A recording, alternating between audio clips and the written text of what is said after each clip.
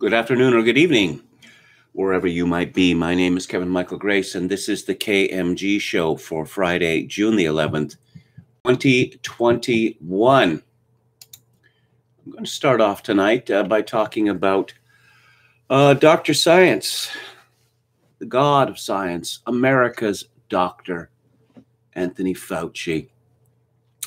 And I think we know enough about America's doctor to put together what might be called an indictment of him, not just for his handling of COVID-19, but for many other things going back decades. Jim Kunstler has been thinking along similar lines, and he writes this morning in his column called Struggle Session, Syllogism. Dr. Tony Fauci says he is the science. Dr. Tony Fauci lied to the nation early and often about his relationship with the Wuhan lab and his role in the development of the COVID-19 virus. Therefore, the science is a liar. Say what? Yet another revered institution bites the dust? At this rate, will America ever be able to get its mind right? Let's face it. The government has done everything wrong around the COVID-19 episode from the start and continues to this day. For a whole year since the outbreak, the science, Dr. Fauci, managed to evade and bury the fact that he helped fund the gain-of-function research of a bioweapon for China's People Liberation Army. The science, Dr. Fauci, hid in fact that Dr. Fauci knew as early as 2012 that an Asian bat virus was in gain-of-function development. In October 2014, the Obama regime declared an official pause on funding for gain-of-function research on influenza, MERS, and SARS viruses, though the Pentagon secretly kept funneling money into it. The science, Dr. Fauci, got the official pause lifted on January the 7th, 2017, 11 days before Trump's inauguration, unbeknownst to Trump. Development of the enhanced SARS-CoV-19 variant disease continued. In February 2020, the science, Dr. Fauci, said stringent travel restrictions imposed on inbound flights from China were irrelevant because you can't keep out the entire world. In May 2021, the New York Times reported 430,000 people had traveled from China to the U.S. since the COVID-19 outbreak in early 2020. Nearly 40,000 arrived in the 2 months even after Trump issued travel restrictions. Say what? Plus, huh? How'd that happen? Not to mention the flights of Chinese nationals all over the rest of the world. Kind of seems like a super spreader operation, don't you think? Where was the science on that? Well, we know where Joe Biden was on it. He said travel restrictions were racist. So COVID-19 gets traction in the USA around January 2020. The science, Dr. Fauci, tells the people not to wear masks. Then the science, same Dr. Fauci, changes its mind and insists that people wear masks, then double masks. The science, Dr. Fauci, promotes lockdowns of social and business activities. America obeys. Millions of businesses shut down, go bust. Millions of incomes are lost. Great chains of mortgages, rents, loans, and financial obligations are suspended, but creditors are held out to dry. Marriages collapse under the strain. Households dissolve. The U.S. economy rots. The science, Dr. Fauci, makes the polymerase chain reaction, PCR test, standard for diagnosing COVID-19, but calibrates the cycle threshold, either stupidly or on purpose, in such a way that it produces tons of false positives. The government gives higher cash subsidies to hospitals based on COVID-19 deaths, so that even motorcycle fatalities are declared COVID-19 deaths if the patient's body tests positive on its way to the morgue. Was this a COVID-19 pandemic or a PCR pandemic? After Trump says he's learned that the old oh, no, I can't. You see, Jim Kunstler is talking about treatments for COVID, and I can't talk about them, or else I will be instantly banned from YouTube for actually forever. I'll move on to the next paragraph. In late 2020, big pharma companies start releasing mRNA compounds they call vaccines. They are not exactly vaccines in the standard sense of what vaccines have been since the British doctor Edward Jenner first inoculated humans for smallpox in 1796 using a weaker cowpox live virus. The COVID-19 vaccines are miracles of genetic engineering. They deliver instructions via a lipid nanoparticle for the body to manufacture spike proteins of the kind that form the corona of COVID-19, which in turn prompts the immune system to fight the virus. Sweet. Except they have not gone through the years-long trials usually required by the FDA. By spring of 2021, evidence emerges that the spike protein may have some toxic properties of its own. Uh-oh. It seems to interfere with women's reproductive functions. It attacks the epithelial lining of blood vessels. It appears to induce blood clotting that can lead to strokes and infarction. It can produce neurological disorders. It gets into other organs and messes with them. Yikes. Ordinarily, vaccines that produce a very few cases of dangerous side effects are held back from distribution. But under the emergency declaration for COVID-19, the mRNA vaccines are proffered even more aggressively. Through May 2021, the science, Dr. Fauci, presses to vaccinate as many Americans as can possibly be rounded up, including people who have recovered from COVID-19 and have developed their own natural antibodies. Lately, the science, Dr. Fauci, has militated for children and teenagers to get vaccinated. Only now, it turns out that scores of vaccinated young people are showing up with inflammation of the heart muscle, myocarditis, otherwise extremely rare in that demographic. Say what? Plus plus WTF.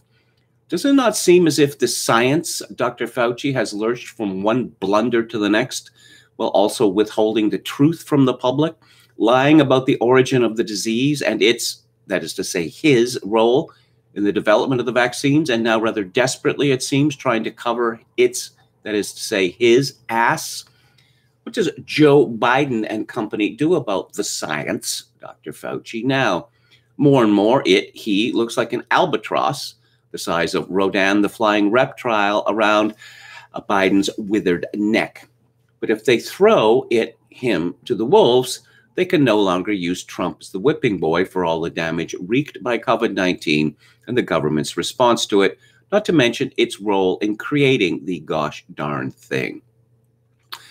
And Jim Kunstler concludes, I guess we'll have to stand by on all that. For the moment, Joe Biden is overseas dazzling the leaders of foreign lands with his charm and perspicacity. I wonder if he's heard the new caution from the CDC that people who have been vaccinated should not fly in airplanes for more than 4 hours at a time due to the possibility of developing harmful blood clots, that is, deep vein thrombosis at altitude. Joe Biden suffered a cranial aneurysm in 1988, requiring a 13-hour brain surgery. Joe Biden has just been vaccinated. Just saying. Tucker Carlson was on this same subject, particularly reactions in myocarditis last night. And I will read some of what he had to say.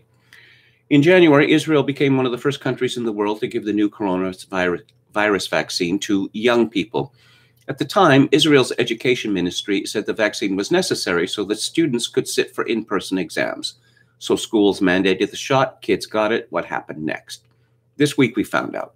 Israeli health officials released a report showing that vaccinated young people, particularly young men, were developing a potentially fatal complication, heart inflammation called myocarditis, and they were developing it at extremely high rates. Researchers determined that the incidence of myocarditis in vaccinated young men was fully 25 times the usual rate, and some of them died. In Canada, at least one public health official observed the same thing. Dr. Peter Liu is the chief scientific officer of the University of Ottawa Heart Institute. He's an expert in myocarditis. Liu began to notice heart inflammation in patients who had received the vaccine. It is more than coincidental, he said. In Germany, authorities noticed the same thing. The German government just announced that healthy young people should avoid the vaccine because it's too dangerous. This is a serious development for Americans. If statistical trends observed in Israel hold here, as many as 150,000 young Americans will develop a potentially fatal heart disorder because of the COVID vaccines. That's not alarmism. It's not some kind of anti-vaxxer conspiracy theory. It's real. Just this afternoon, that is to say yesterday afternoon, the CDC confirmed what appeared to be the dangerous side effects. The country's two biggest vaccine monitoring systems, the Biden administration's VAERS and the CDC's vaccine safety data link, both show strikingly high rates of myocarditis in young people who have been vaccinated. Given these numbers, it is possible that healthy young people in this country will be much more likely to be harmed by the vaccine than by COVID itself. That would be a disaster, in fact, would be the definition of a preventable disaster. How are institutions responding to these new numbers? Tucker Carlson asks. Well, mostly by ignoring them completely. In fact, in just the last week, many American colleges and universities have announced they will require proof of vaccination, an official vaccination card, before they allow students to return to campus. At some schools, the mandate applies only to students. There are close to 20 million college students in America, and in the end, most will have no choice but to take a drug that other governments have concluded is dangerous for them to take. You were wondering, watching this, how it could happen in a free country. It's hard to believe it is happening. As a medical decision, it is reckless. What are the long-term effects of forcing these drugs on millions of young people, many of whom don't need it? Well, we don't know the answer. We don't know what the long-term effects are. Anyone who claims he does know is lying. At this point, there's literally no way to tell. As one Tufts Medical School professor who sits on the FDA's advisory panel said, before we start vaccinating millions of adolescents and children, it is so important to find out what the consequences are. But Joe Biden knows already. And last week, he told Americans to shut up and take the shot. You know, Biden said, some people have questions about how quickly vaccines were developed. They say they've been developed so quickly, they can't be that good. The bottom line is this: I promise you, they are safe. They are safe.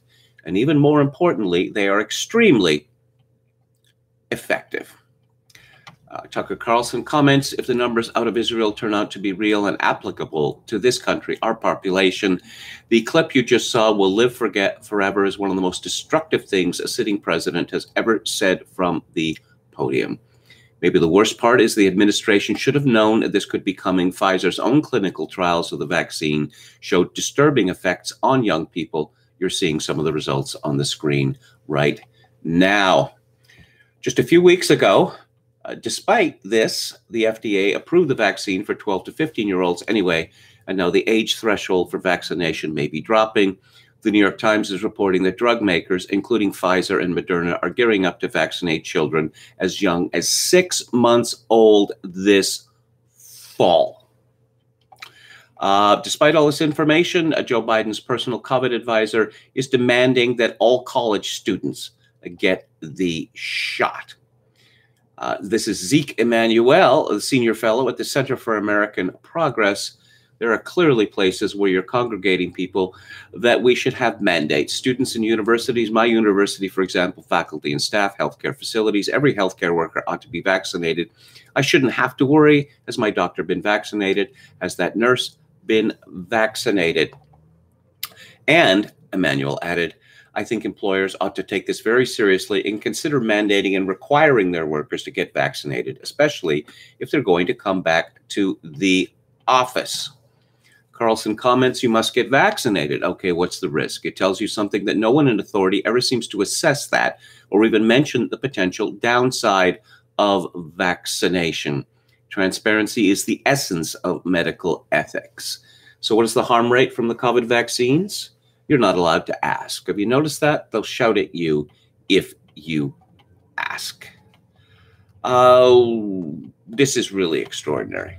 What is happening now in the United States and around the world with people being bribed with junk food, alcohol, even dope to get the vaccine. Hey, you can win a prize of $100,000 if you get the vaccine. Why is this bribery necessary? Especially when the vaccine has taken on a very religious quality. That the vaccine seems to be a kind of secular baptism. In Christianity, traditionally, those who were not baptized could not go to heaven.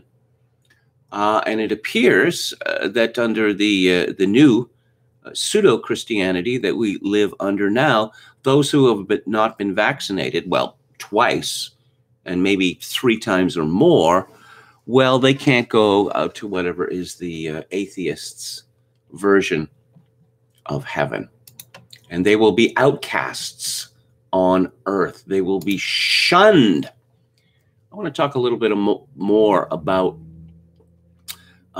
America's doctor. This is a piece from October 27th of last year by Torsten Engelbrecht and Konstantin Demeter in the Off Guardian. It is called Anthony Fauci, 40 Years of Lies. As the planet's virus czar since 1984, he has spread misinformation and ignored critical questions. The consequences could hardly be more fatal. Last week, that would have been the middle of October last year, Donald Trump said people are tired of hearing Fauci and all these idiots. He's been here for 500 years. Fauci is a disaster. If I listened to him, we'd have 500,000 deaths. A remarkable statement of historical dimension, since Trump is the first American head of state to cast doubt on Fauci, who has acted as the virus czar for no less than 6 presidencies: Reagan, Bush, Clinton, Bush Jr., Obama, and Trump. To make it clear, the logic behind Trump's attack is scientifically unfounded. He refers to a statement of Fauci he made some months ago, according to which people should not wear masks. But even if all Americans had followed this advice, it would not have led to a single extra death. On one point, Trump hits the nail on the head. Fauci is simply a disaster because he's been telling the world one lie after another for decades. Well, his presence actually feels almost as if he has been there for 500 years. And tragically, the mass media sell them to their audience of billions as a kind of gospel. He is described in this essay as the modern Munchausen. He is not only Dr. Wrong, as he has been called recently by economist Stephen Moore, but actually Dr. Baron of Lies, because he must be aware that he's telling the untruth or that there are well-supported doubts about his theses, especially since the beginning of his reign as global virus czar in 1984, he has been repeatedly confronted with critical questions by many people, including the authors of this piece.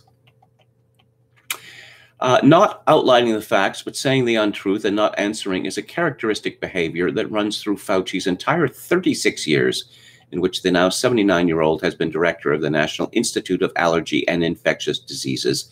And this has very serious consequences.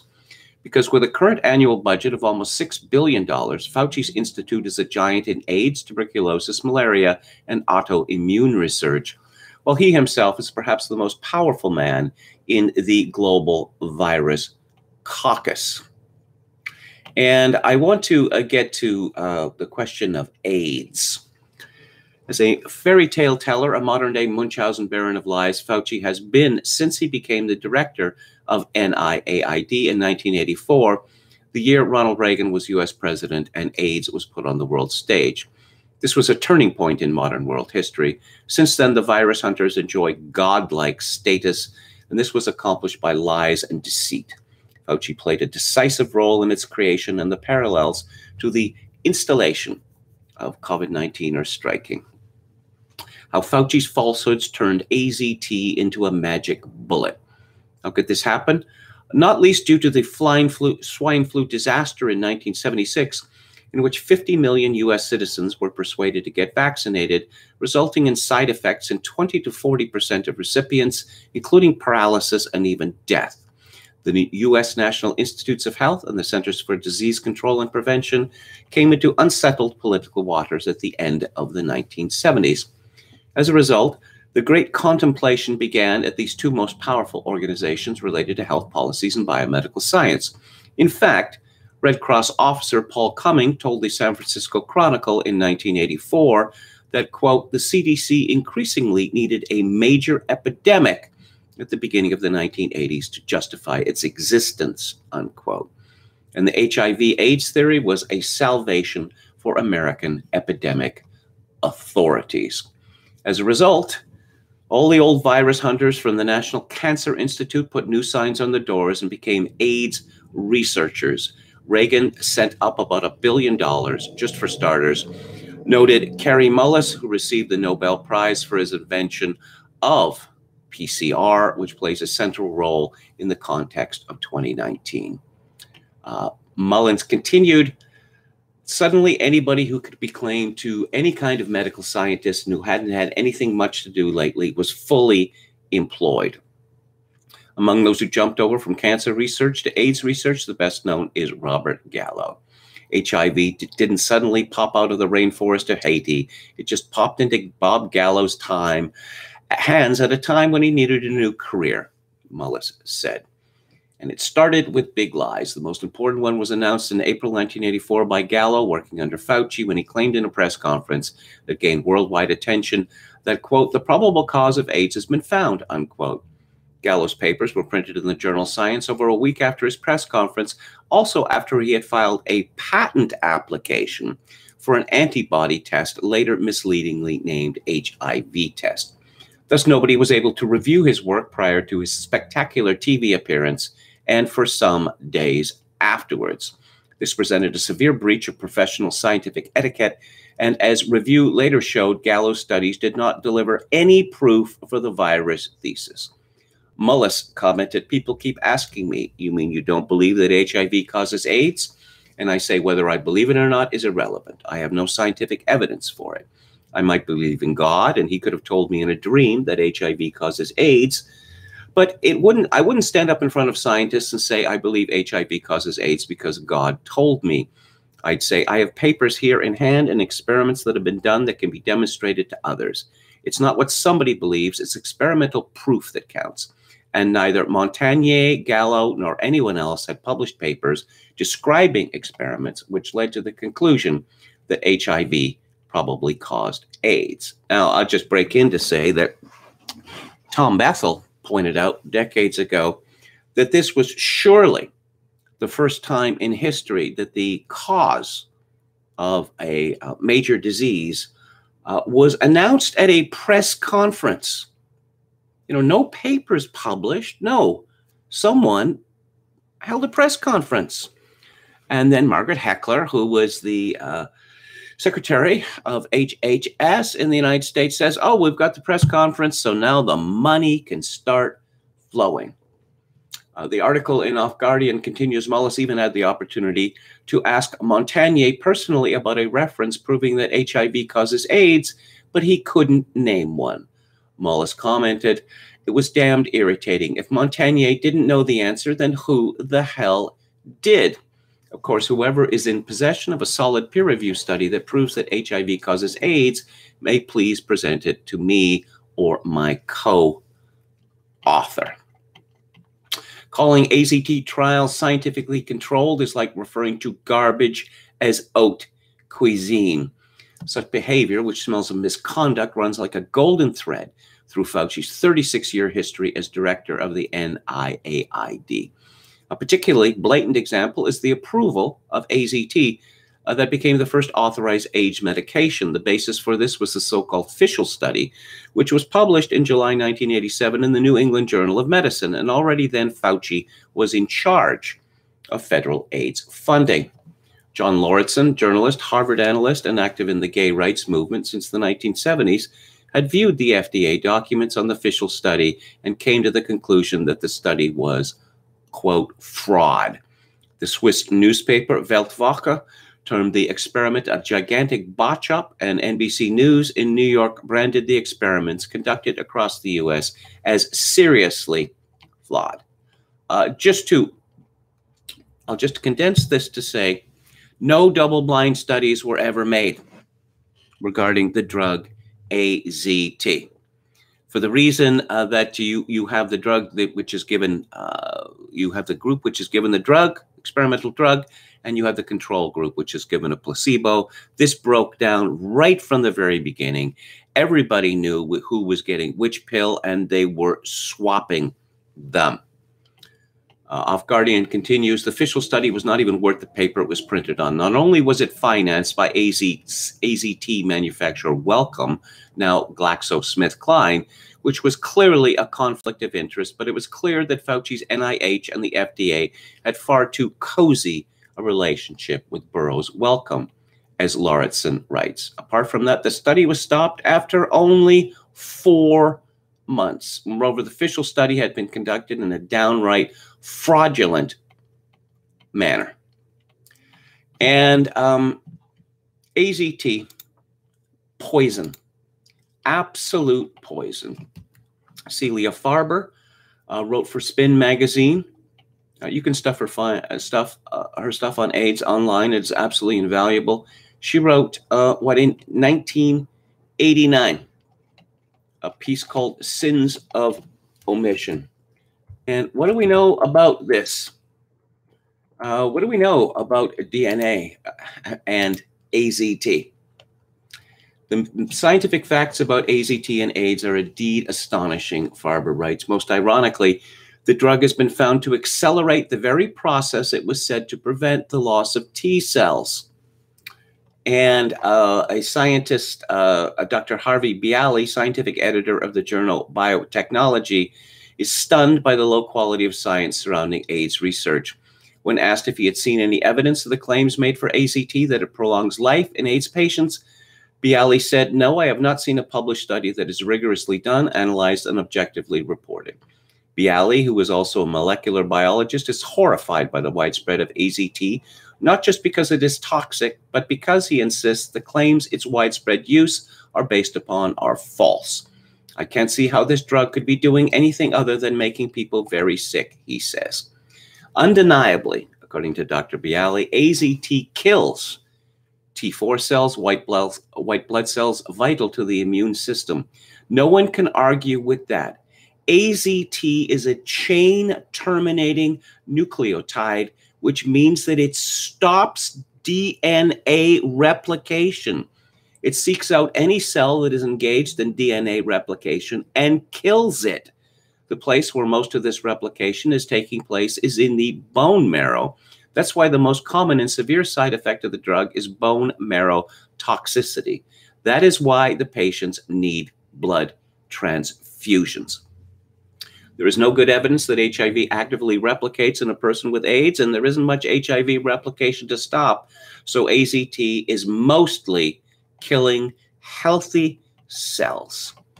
As I've mentioned previously, and as you can find in many papers, that AZT was developed as there was a theory very popular in the 1970s that cancer was caused by a virus. There's no evidence to suggest this whatsoever. AZT was developed in the 1970s as a drug to treat cancer, and it was abandoned. And the fellow who developed it, or was at the head of the project to develop it, later decided that he didn't want his name associated with it in any regard because it was simply too embarrassing, because the drug killed every person who kept taking it. If you remember,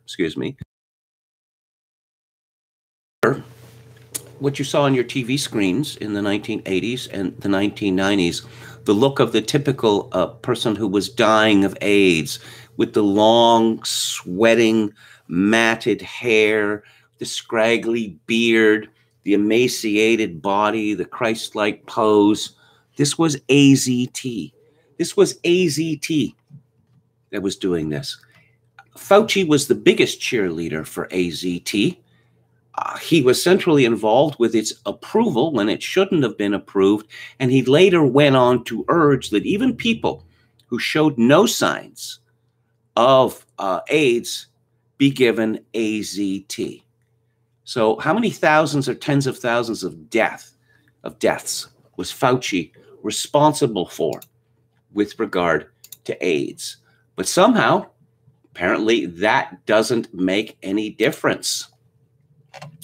Let's go to the chat. Hello to Dan, run random number generator. Tricky Who, Palcasso88, and run a Glib Medley. Americois Quack, says Glib Medley.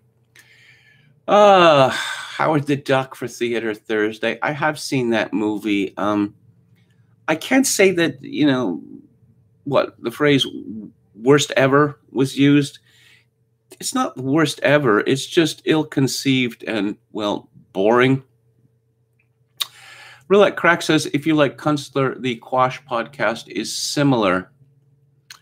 Hello, Chogokin 666 and Scott S. No bailouts for the tax cattle, says Roulette Cracked. Burkan Sultanov says, hello, beautiful people. Oh, okay. What else do we have here? True Greenbeard says, how it can only affect young people. No, it's affecting all age groups, but the older age groups aren't being attributed to the jab. I don't know about that. Okay, what is this? Moral Outrage Prophet says, I'd keep the deadbolt locked all the time now, bro. Well, I don't know. I mean, what Fauci's responsibility in the AIDS disaster, not just with AZT, but with the panic, the almost universal panic he fomented by saying AZT is everyone's problem, when it was known right from the very beginning that it wasn't. It was the problem, first, of male homosexuals, second, of IV drug users, and three, those unfortunates who were given transfusions of tainted blood. Now, it may well be that Fauci and the other cheerleaders for the false position that AIDS is everyone's problem may have taken the view that this is a noble lie. Because if people find out who gets AIDS, then they're going to say, oh, homosexuals and drug addicts? Oh, yes, I'm just not all that concerned. I think that's entirely in the realm of possibility. Barkin Sultanov says, it must be said a lot of young people are morbidly obese. Jokerkin 666 says, Israel got high on their own supply. Georgia Guidestones may be coming to fruition, says Dan. I don't know what that means. True Greenbird says, our children and grandchildren will ask us why we didn't do anything to stop this. That's assuming that history still exists, you know, for our children and grandchildren. I mean that in the sense that how much history do children learn in school now, even in university? How much historical consciousness needs to be present for a man or a woman to be considered intelligent or learned? Practically nothing. Moral Outrage Prophet says, do you have to sign a waiver to get the jab? I don't know. I don't know about that. Kevin, do you still think that God doesn't hate the USA, says Ann Run? I still believe that. I still believe that. We haven't seen the end of this, you know. I mean, Fauci has, he's got away for now. He got away, you know, run away from all his lies, and he's gotten away with it so far. I don't know, maybe it just takes a lot of people to die or to develop terrible conditions like myocarditis. You know, if the meme starts to spread is that Fauci is myocarditis guy, well, then obviously he's done. Let's see. Chad Chadson, hello to our valiant moderate. Thank you for your service. Anyone catch the Luke Ford Cotto election debate? Luke went all in for the New York Times and the Washington Post. No, I didn't catch that. I do know that he seems to be inordinately fond of the New York Times. Maureen Peterson, that's a name I haven't seen before. I'm old enough to remember that when you got a vaccine, you didn't later contract the disease. Yes, we're seeing more and more evidence of this. In my own case, you might remember that Well, back in the near the final period when I used to appear on Luke Ford's live stream, I think it was December of 2019. I got sick with what I thought was the flu, and I haven't had the flu or a cold for over 20 years. I hadn't at that time. But all of the symptoms of COVID were there. You know, the fever, the aches and pains in all parts of the body, particularly the dry, hacking cough, which made it impossible for me to sleep, kept waking up in the middle of the night. And the coughing was so severe that I thought that, you know, that I would vomit or bruise a rib or something like that. So that is to say, I've been thinking of, you know, getting an antibody test for COVID. I don't know if that would avail me, whether it would, you know, oh, but you still need to get the jab anyway. Why? If I have natural immunity, why would I need to get the jab? KMG, where can I find this article? Okay, the Off Guardian, off-guardian.org, is where you can find the article from 2020, Anthony Fauci, 40 Years of Lies. There is another piece at vaccineimpact.com, Scandal, Anthony Fauci has been masked. I'm not going to repeat that, but just search under Anthony Fauci. Prevented AIDS patients from receiving life-saving cheaper drug. And the piece from spin.com, and that is by Celia Farber. I don't know whether she has a website or whatever, but you can find all dozens of pieces by Celia Farber.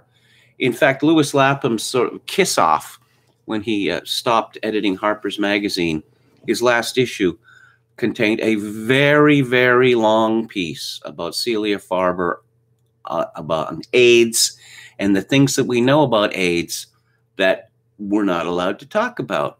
Oh, heterosexual people with AIDS. Are there any? No, seriously. Are there any heterosexual people who are not IV drug users who have ever gotten AIDS? Farber talked about this study, you know, in-depth study of AIDS patients in New York. And so have you engaged in homosexual activity? No. No, absolutely not. Are you sure? Oh, I'm sure I know, and I haven't. Oh, okay. So then they would ask questions about, you know, what sort of sexual things that you do? What are the sort of things that, you know, give you sexual pleasure? And then the people would, they would let drop that they like putting things in places where they should not be put. And from there, it was pretty easy to say, you've had homosexual sex, haven't you? Well, yeah, okay, I guess I have. These people would say, you know. Anyway, yeah, the Spin reprint appeared on October 5th, 2015 by Celia Farber, who is the daughter, by the way, of the famous New York City talk show host Barry Farber. So back to the chat. I hate Russell Brand, but like how he introduced Geldof the Clown, says Tricky Who. Yeah, I don't know who I hate more, Russell Brand or Geldof. Although there was Armando Iannucci did this great bit where Bob Geldof was convinced that scientists had a cure for death. Come on, scientists, pull the finger out. Come on, we know you're hiding it. And then he was showing dead people and, you know, pulling strings. No, they're really alive, you know, because I've uncovered the secret to curing death, which the establishment has kept from you. True Greenbird says, picture Freddie Mercury in his final days, or Rock Hudson for that matter. That wasn't the AIDS that made him look that way. That was the AZT. Frothing Fanboy says, read AIDS Inc. by John Rappaport, even better. Why We Will Never Win the War on AIDS by Ellison and Duesberg, which I have read and which I do recommend, even though Duesberg disowned the book, which was by his research assistant, Ellison, and I believe Duesberg sued Ellison. Anyone recall the French infected blood scandal where thousands died? Yes, I do recall. There were actually prosecutions, unlike in Canada, where the Red Cross deliberately infected thousands of people with blood they knew to be tainted, and no one was prosecuted. Because no one ever gets in trouble for that sort of thing now.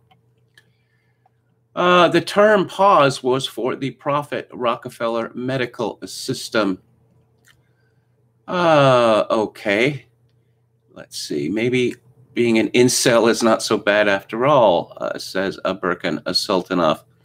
Metal Mike says, will Canada Day be canceled? I don't know how you could exactly cancel Canada Day.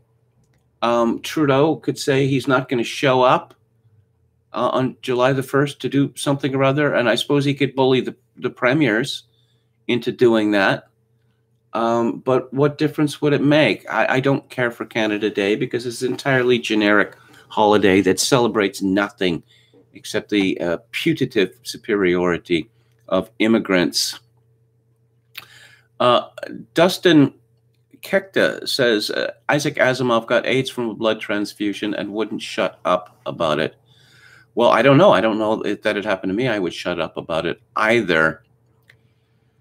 Polygon says, when you have hyper-psychotic cat ladies literally burning books in the nation's libraries, our children will view Fauci as Christ. I lost teeth by not going to the dentist for 3 years about hearing about the gay Florida dentist infecting people. Unofficial KMG fan club says, as long as elites support him, he's untouchable, but they'll turn on him at some point. Okay. Luke is just being desperate for status, says unofficial KMG fan club. Guys like that kid who's a fan of whatever team just won the title, a 90s Bulls fan from Oregon. And at the bottom of the chat, KMG Mrs. Kyle, no, not really. I just, this sort of blood sports thing, it really takes a lot out of people. Well, it really took a lot out of me. I think if you were a person that it didn't take a lot out of, you would have to be a psychopath. So what do we have from Canada about this? Hang on just a second here. Yeah, here we go. People's Party of Canada leader Maxime Bernier arrested by RCMP in Manitoba. You know, when I saw the headline that Bernier had been arrested, I thought, oh, did he say something about Islam? Or was he insufficiently, groveling towards the Kamloops Indian band? This is from CBC. People's Party of Canada leader Maxime Bernier was arrested after appearing at a sparsely attended rally against COVID-19 restrictions in a southern Manitoba village on Friday afternoon. Radio-Canada's Laïsa Pamou, who was covering the event, said the rally in Saint-Pierre-Jolis, which is about 57 kilometers south of Winnipeg, saw no more than 15 people attendance. After the event ended, Bernier got into a vehicle to head to a rally in nearby Saint-Malo, another small rural community. That's when he got pulled out of the vehicle by Mounties, who handcuffed him and put him in the back seat of an RCMP vehicle. I guess the RCMP in Manitoba don't really have a lot to do, or they're not really interested in doing anything useful, which wouldn't surprise me. You know, when conspiracy theories, so-called, keep coming true, I guess there's going to be no end to them. This is from The Guardian, no less, Robert Booth.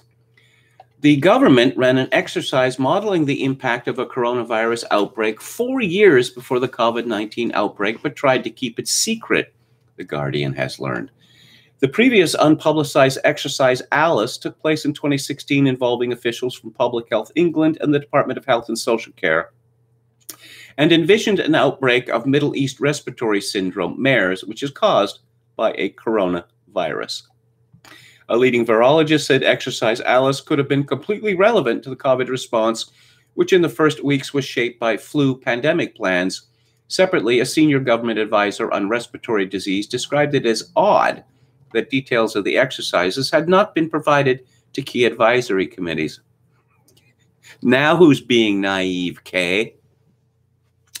Last October, when the Health Secretary, Matt Hancock, published a report on exercise sickness, the 2016 flu pandemic scenario, he told Parliament exercise sickness was not designed to consider other potential pandemics or to identify what action could be taken to prevent widespread decisions. Hancock faces cross-examination by MPs Thursday who have already heard claims from the Prime Minister's former chief advisor, Dominic Cummings, that assurances he received that pandemic planning was up to date was completely hollow. Well, you know, what does that mean, up to date? As Peter Hitchens and others have pointed out, there was a perfectly good protocol for dealing with epidemics like COVID-19, which the British government just threw in the rubbish bin and then began screaming, oh my God, we're all going to die. Biological Fukushima. So, from the Daily Mail, summer freedom on hold for 4 weeks. Boris Johnson is set to delay Freedom Day, they're actually calling it that, to July the 19th as the Indian variant, supposed to call it Delta, drives up daily cases to 8,125 in highest since February, and hospital admissions rise by another 40% week on week. And how many deaths? How many deaths? Let's just check that out, see whether this is in this story. Deaths are up by just 1.9% on the previous week, and they were very, very low in the previous week. The number of hospital admissions has remained steady, and the average number of deaths each day has stayed below 10. Yes. How many people live in England and Wales? Well, 50 million? Something like that? Statistical static. Let's go to lockdown skeptics. PHE briefing claims Indian variant is 64% more infectious, but dig down and the finding falls apart. Yes, this is what Fauci was talking about, this, as well as long COVID. Got to keep the panic going. There is no escape. There is no escape. This is what the elite is telling us.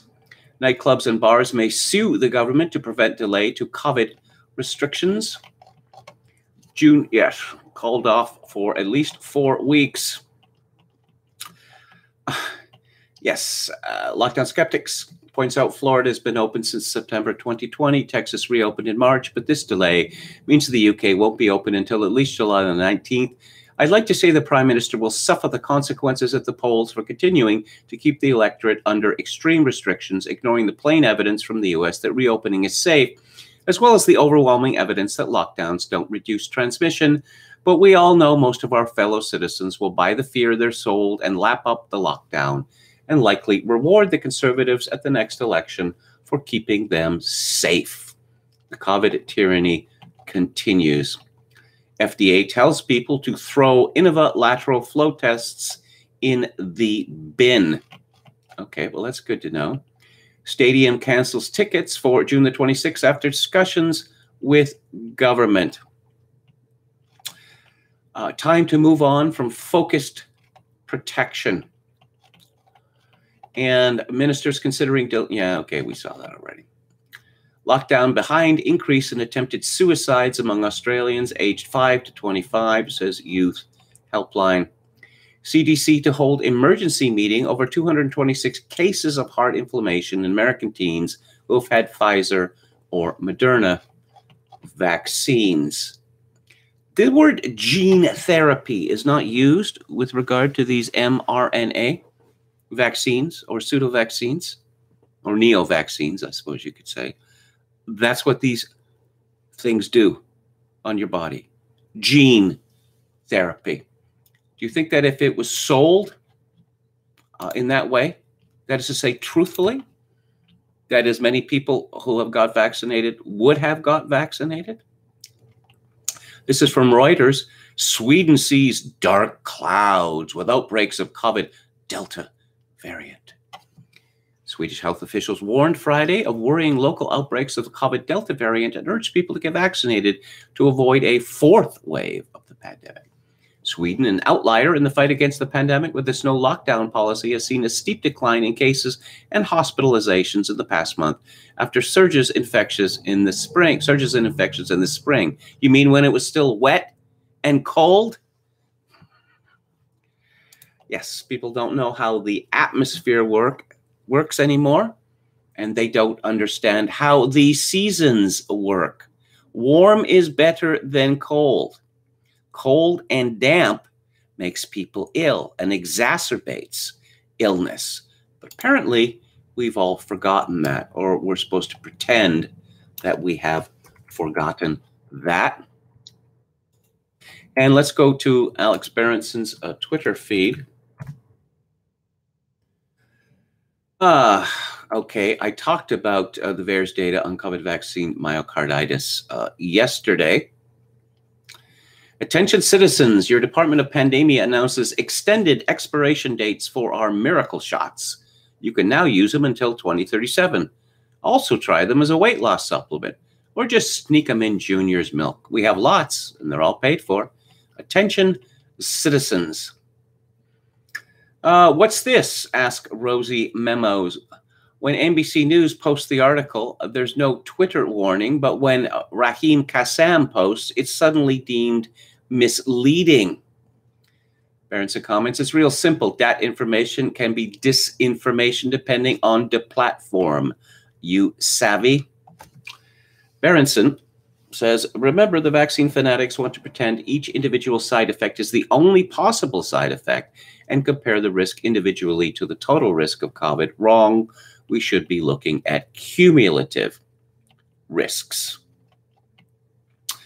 And someone, Brett Hume, had tweeted actually in August 5th of last year, if the Pulitzer Prizes were not so corrupted by politics, one would certainly be awarded to Alex Berenson for his superb against-the-grain reporting on COVID-19 and the folly of the lockdowns used to fight it.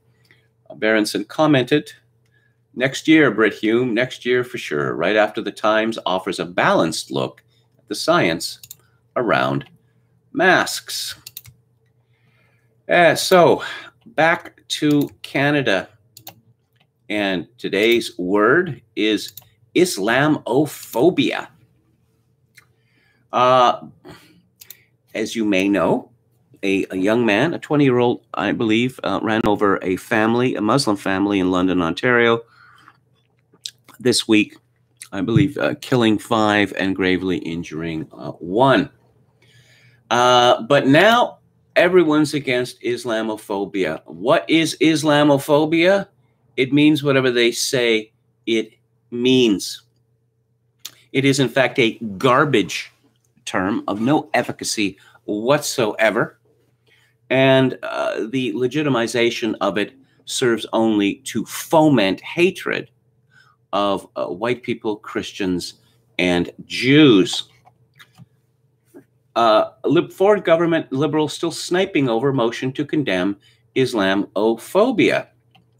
Liberals attempting to politicize issue to get boost in polls, government House leader says. The Ford government, this is the government of Ontario, and the opposition Liberals continued to snipe at each other Friday over the motion to condemn Islamophobia in the wake of the attack in London.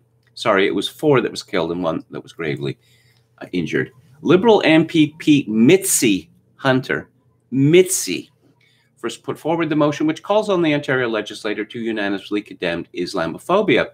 The Progressive Conservatives blocked it, saying the Liberals tried to take them by surprise, and the government does not agree to motions it hasn't seen beforehand. Liberal leader Stephen Del Duca said it was appalling that Doug Ford's Conservatives blocked a simple but meaningful motion to condemn Islamophobia, which shouldn't be up for debate in Ontario.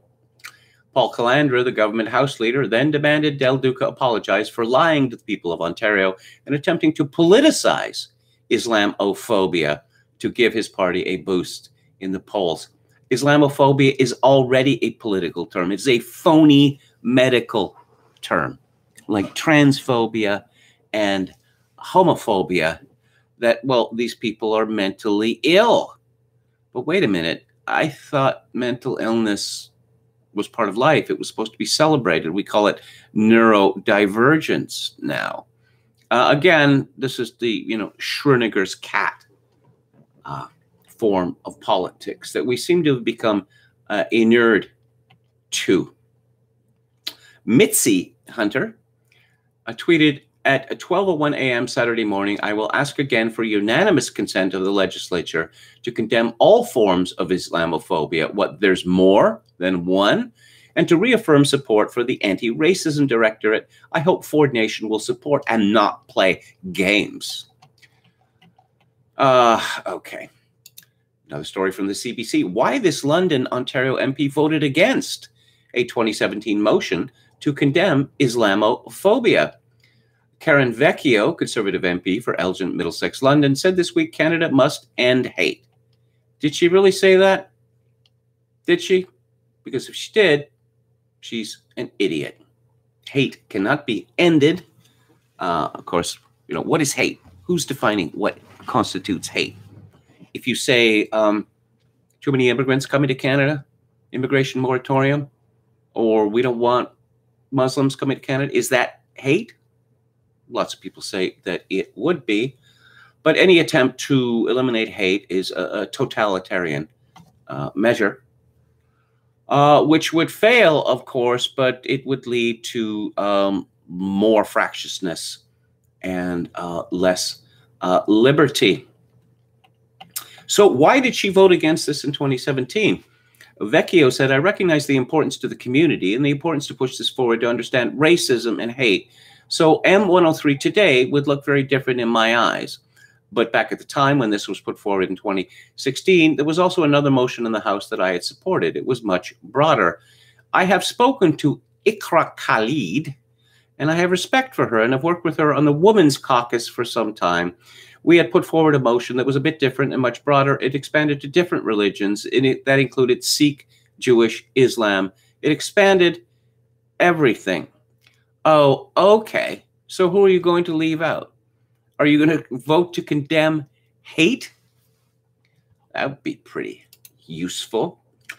Again with the CBC, Aaron Wary, who has a very strangely shaped head, writes, what happened in London should be a pivot point for Canada and its politicians. When it comes to Islamophobia and its consequences, some party leaders have questions of their own to answer.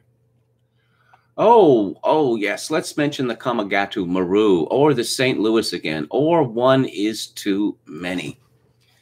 Yeah, let's not, talk about the truth of what happened with the St. Louis. That refuge was offered in the Dominican Republic, but they chose to turn that down. Yes, Stephen Harper, Aaron O'Toole, they're simply not pro-Islam enough.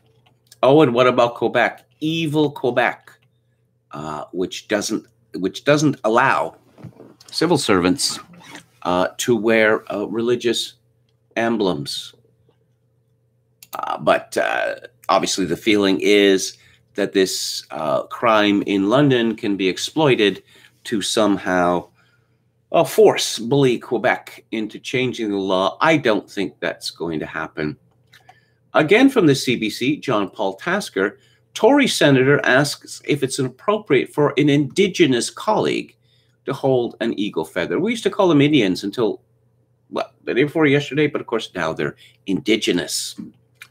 Conservative Senate leader Don Plett has asked the Speaker to rule on whether it's acceptable for a member of the upper house to hold an eagle feather when speaking in the chamber, saying he's concerned that using this sort of prop may be against the rules. Plett rose on a point of order Thursday when Manitoba Senator Mary Jane McCallum, a Cree senator and a residential school survivor, was delivering a speech on Bill C-15, government legislation to enshrine the United Nations Declaration on the Rights of Indigenous People into Canadian law. So, yes, Senator Plett later withdrew his point of order, saying he did not want to seem insensitive in light of the present circumstances. He said he did not intend to offend McCallum by raising the issue.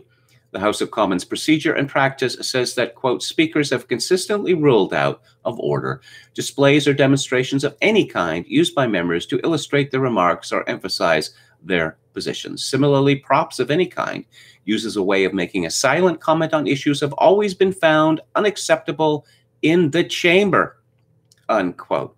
The question is whether an eagle feather is a prop or an integral part of an individual's cultural identity.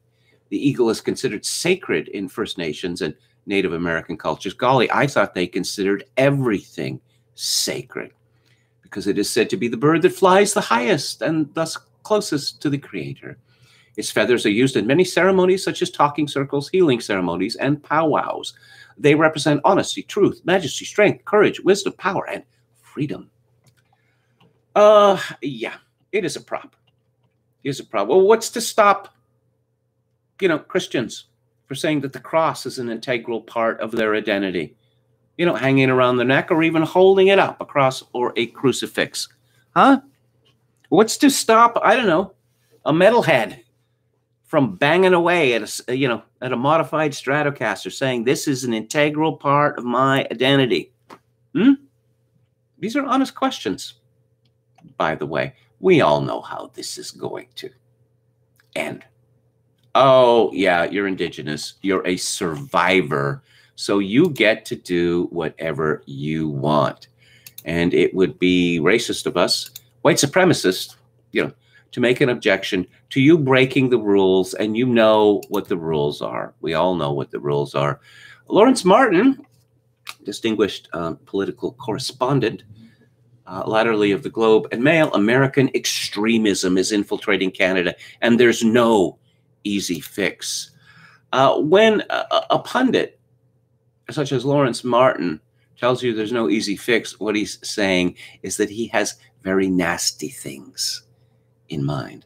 The Donald Trump presidency exposed the underbelly of American society, unleashing a malignant populism. He empowered fringe groups and hate groups and gave vent to conspiracy theories, massive fictions, and extreme social and political divisions. Conspiracy theories, massive fictions, and extreme social and political divisions. You mean like critical race theory? That racism is a disease? That only white people can have it and all white people have it? And it is incurable? That it is in fact a public health problem? That is a form of psychosis?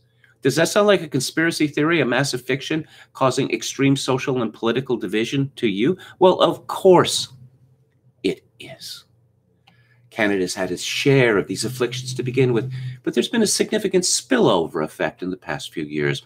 Coinciding with the presence of the cult of Trump has come more bigotry, xenophobia, and racial violence, as well more hyper-partisanship and hatred, more distrust in the mainstream media, more adherence to disinformation. The number of active far-right groups in Canada has gone up by about 30% since Trump came to office. There are now about 300, according to Barbara Perry, director of the Center on Hate, Bias, Extremism. Oh, okay. Yeah, how many people are we talking about here? 300 far-right groups. What constitutes a far-right group? Well, anyone to the right of possibly Erin O'Toole makes you a far-right group. How many of these people are feds, by the way? The so-called rise of neo-Nazism in Canada in the 1960s was actually fomented by a Jewish group. And the Heritage Front, the most spectacular neo-Nazi organization in Canada, we're talking about the late 1980s, was funded and directed by the federal government. This is a statement of fact. The hard right in Canada, those who align with Trumpism, number roughly 20% of the population. Our media, according to pollster Frank Graves, underestimate the potential impact. They constitute a dangerous threat. Don't be surprised, he added, if the next Canadian election brings on allegations of fraud, with legions from the losing side doing a Trump and refusing to accept the outcome. Well, I don't think that's likely, because as Lawrence Martin well knows, people use paper ballots in Canada, and they're counted by hand. and the ballot boxes are kept. So as a result, we know the results of our elections within a few hours after the polls close, despite the fact that Canada is the second largest country on Earth. Oh, yes, more on Islamophobia. Let's hear from the squad. Things are getting pretty spicy in the States. This is from Rob Crilly and Jack Newman in the Daily Mail. The squad goes to war with Nancy over Ilhan Omar. Rashida Tlaib says freedom of speech doesn't exist for Muslim women in Congress. Well, no one has shut you up yet. After Pelosi urged Representative Omar to clarify comments comparing U.S. and Israel to terrorists, again with the clarification, she knows exactly what Ilhan Omar meant. Omar accused her critics within the Democratic Party of whipping up Islamic hate against her. Beyond support from her fellow squad member, the Congressional Progressive Caucus also came out in defense of Omar. We cannot ignore a right-wing media echo chamber that has deliberately and routinely attacked a black Muslim woman in Congress. Intersectionality. Don't you just love it? More, please. If if people like Rashida Tlaib and Ilhan Omar soft pedaled it, I don't know, just this much, they'd get everything they wanted. But you just know, watching them, that they're straining not to scream out death to Israel. They can't help themselves.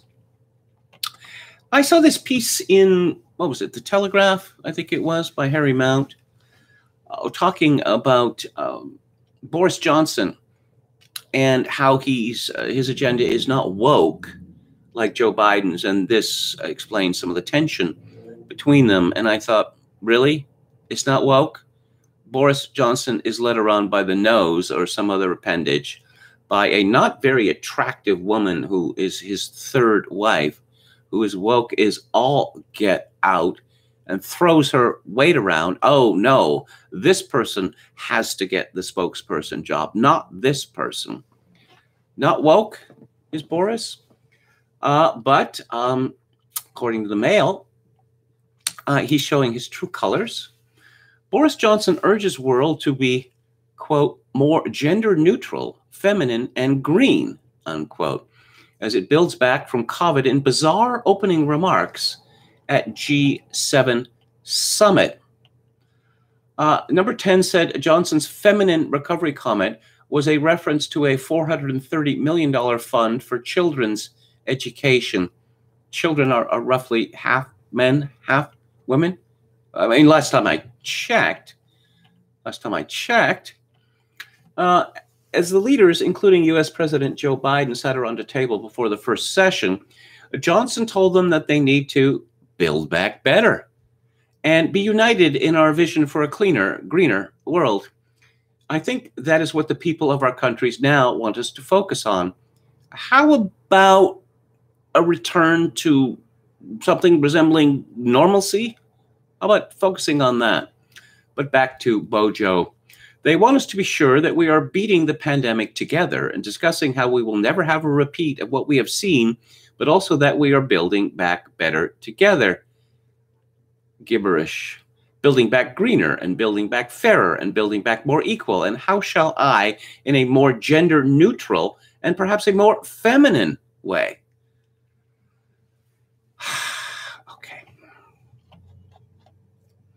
If Britain or England in particular were any more feminine than it is now, well, fill in the blank. And I won't give you a yes or no answer on that. Biden's Defense Secretary Lloyd Austin refuses to say explicitly if he thinks the U.S. armed forces are racist, as he is questioned by Senator Tom Cotton. Well, here's an interesting fact. The black population of the United States is 13%. The black portion of the U.S. military is 20%, which is a very significant disproportion. For some reason, that never gets mentioned. Senator Tom Cotton claimed he'd received hundreds of whistleblower complaints as he grilled Defense Secretary Lloyd Austin about the Pentagon's diversity training, which he described as anti-American indoctrination. He repeatedly cut off America's first black defense secretary. Oh, can we just stop it with this first whatever? Are we going to be, acclaiming the first deputy undersecretary of whatever? The first Arab, the first, immigrant, first disabled Arab immigrant deputy undersecretary of the Interior. Anyway, Austin tried to offer context about anti-racism training in the armed forces during a Senate hearing. Cotton has been a dogged opponent of the effort, introducing a bill to ban so-called critical race theory from the military. And he set up a website for whistleblower complaints earlier this month. During the hearing, he listed some of the examples reported. He said a Marine officer claimed military history teaching had been replaced with lessons on police brutality. And another said his unit, that's the male's mistake, not mine, was tasked with reading White Fragility by Robin DiAngelo, which was criticized for putting white Americans on the defensive. Yeah, that's one way. That's one way to put it. You're all sick with an incurable disease that is destroying the world. I suppose you could say that that is putting white people on the defensive. This is from the grayzone.com by Ben Norton and Max Blumenthal. How Washington is positioning Syrian al-Qaeda's founder as its asset. March 2021 marked the 10th anniversary of the Western regime change war on Syria. And after a decade of grueling conflict, Washington is still maneuvering to extend its long-standing relationship with the Salafi jihadist militants fighting Syrian President Bashar al-Assad. With the northeastern province of Idlib under the control of a self-proclaimed Syrian Salvation Government, led by the rebranded version of Syria's al-Qaeda franchise, and protected under the military aegis of NATO member state Turkey, powerful elements from Brussels to Washington have been working to legitimize its leader. This June, a PBS Frontline aired a special The Jihadist, featuring a sit-down interview with Abu Muhammad al-Jolani, de facto president of the Syrian Salvation Government and founder of the Syrian branch of al-Qaeda, originally called Jabhat al-Nusra, today rebranded as Hayat Tahrir al-Sham, or HTS. Yeah, let that soak in, okay?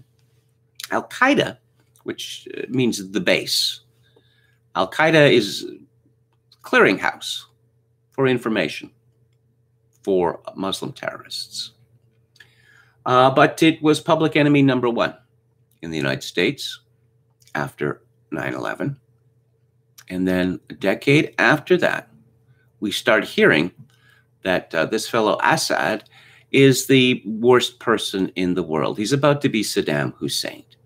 Well, won't there be chaos if he's taken out? No. We have a plan. The moderates are ready to take over. And who are these moderates? Al-Qaeda. What? Did you just say that Al-Qaeda are the moderates that the United States, Canada, and Britain are supporting in Syria? Well, they're not called Al-Qaeda anymore. Oh, they're not called Al-Qaeda anymore. Well, that makes all the difference.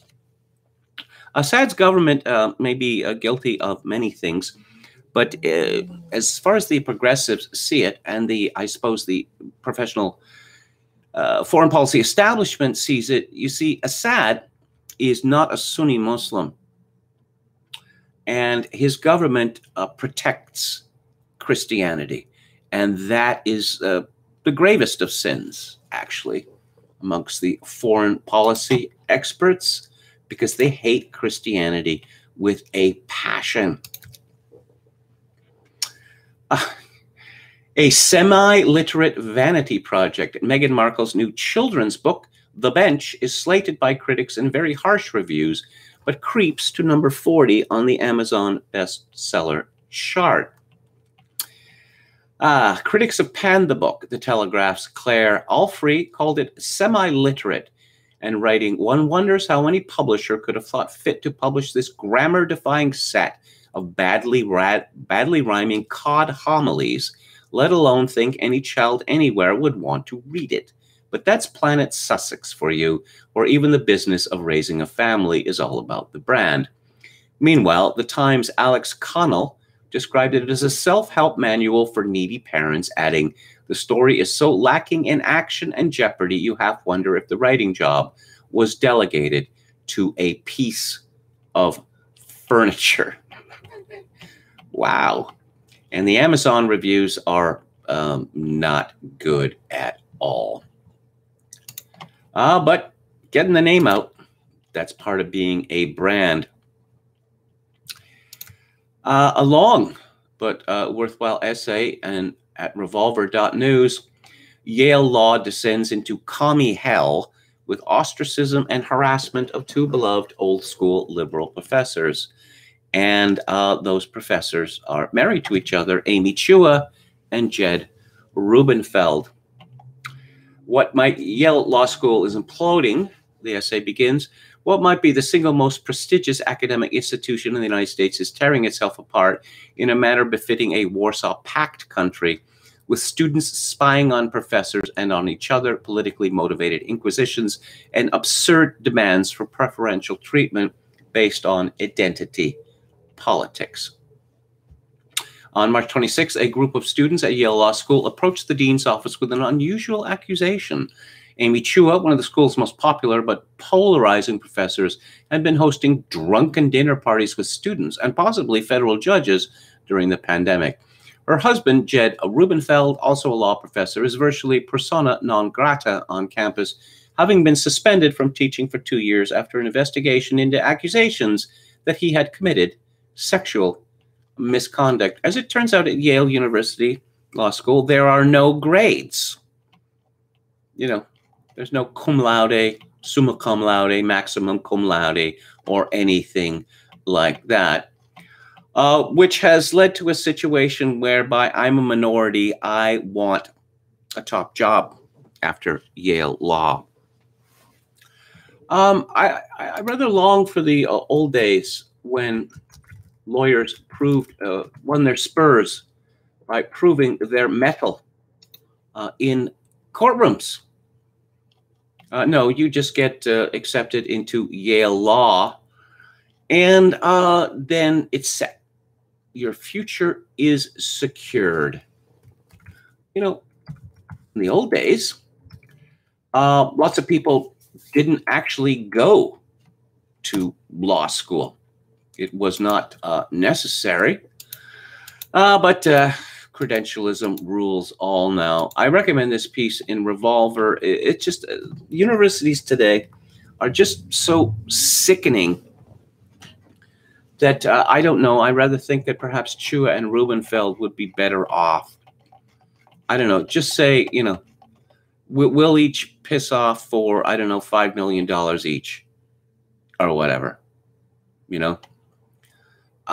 Because I don't know, that the people who are drawn to these institutions become ever stupider and they become ever more malignant. And, you know, I'm ugly, fat, and nobody likes me. And these are the reasons why you must do as I say. Funny how that works, eh? Ryan Landry, his column today. Always like to check in what he's thinking. He's a very intelligent fellow. He writes, the regime is trying to turn the clock back to 2014, but can the right do the same? No, too much has happened. Too much has been made clear. The 20s will be lit. Biden was supposed to be a moderating effect on the woke insanity, but his state of absolute puppet has made him a mumbling salesman for the worst of woke jokes.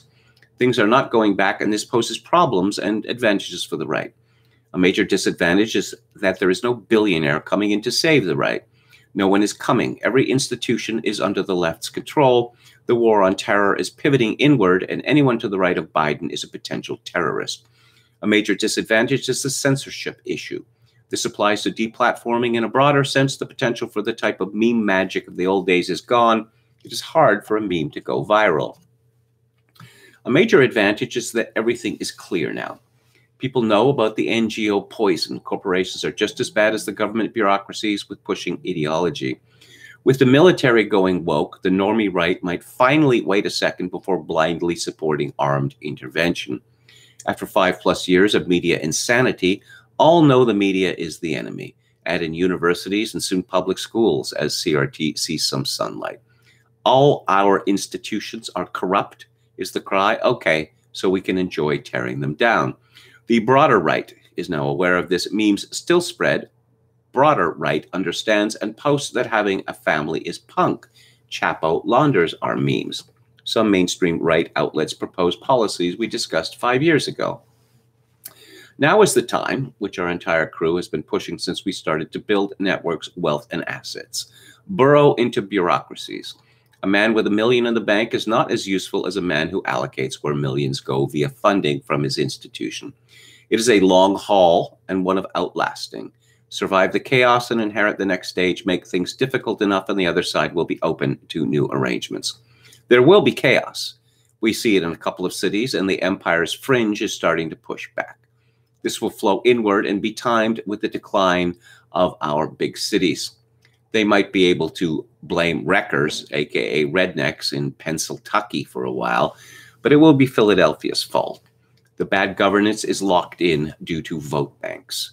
Either the left loses states due to poor governance, or cities get what they voted for. From a perspective of ideas, they should be put forth that expand the realm of possibility for political organization and handling corrupt current entities. It's building the toolbox for the person who comes along in position to execute on the moment. Ryan Landry concludes, the best advantage we have is sticking to reality and being a source of truth. It's not automatically going to cause a win, because truth without any influence or power is howling in a void. The left is so divorced from reality that they will continue to lie and be wrong because they want everything to fit an ideological narrative before acting. Stick to the facts on the ground. The elites determine things, and eventually some will recognize the value in being right and true, regardless of political slant. Well, that's assuming that as James Burnham, wrote, the elite is willing to moderate itself in order to survive. And everything that I have seen, let's say, well, not just for the whole of my life, but in particularly the last 10 years, and in particular since 2016, is that the elite is, it's a suicide cult. But, they mean to take us, it's a murder-suicide cult, actually. They mean to take us with them when they fail. And let's see. I promised you more of Hilaire Belloc, the servile state. Section 8, the reformers and the reformed are alike making for the servile state. I propose in this section to show how the three interests, which between them account for nearly the whole of the forces making for social change in modern England, are all necessarily drifting towards the servile state. Of these three interests, the first two represent the reformers, the third, the people to be reformed. These three interests are, first, the socialist, who is the theoretical reformer, working along the line of least resistance. Secondly, the practical man, who is a practical reformer, depends on his shortness of sight, and is therefore today a powerful factor. While the third is that great proletarian mass for whom the change is being effected and on whom it is being imposed. What they are most likely to accept, the way in which they will react upon new institutions, is the most important factor of all, for they are the material with and upon which the work is being done. Of the socialist reformer, I say that men attempting to achieve collectivism or socialism are the remedy for the evils of the capitalist state, find themselves drifting not towards a collectivist state at all, but towards a servile state. The socialist movement, the first of the three factors in this drift, is itself made up of two kinds of men. There is A, the man who regards the public ownership of the means of production and the consequent compulsion of all citizens to work under the direction of the state as the only feasible solution of our modern social ills. There is also B, the man who loves the collectivist ideal in itself, who does not pursue it so much because it is a solution of modern capitalism as because it is an ordered and regular form of society which appeals to him in itself. He loves to consider the ideal of the state in which land and capital shall be held by public officials who shall order other men about and so preserve them from the consequences of their vice, ignorance, and folly.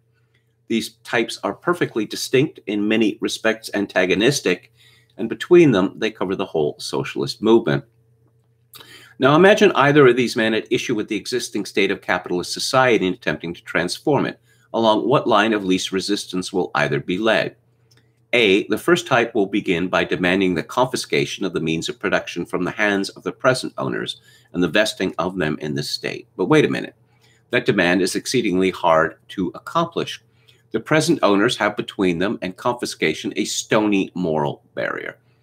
It is what most men would call the moral basis of property, the instinct that property is a right, and what all men would admit to be at least a deeply rooted tradition. Again, they have behind them the innumerable complexities of modern ownership. To take a very simple case, decree that all common lands enclosed since so late a date as 1760 shall revert to the public. There you have a very moderate case and a very defensible one. But conceive for a moment how many small freeholds, what a nexus of obligation and benefit spread over millions, what thousands of exchanges, what purchases made upon the difficult savings of small men such a measure would wreck. It is conceivable, for in the moral sphere, society can do anything to society, but it would bring crashing down with it 20 times the wealth involved in all the secure credit of our community. In a word, the thing is, in the conventional use of the term, impossible. So your best type of socialist reformer is led to an expedient, which I will here only mention, as it must be separately considered at length later on account of its fundamental importance.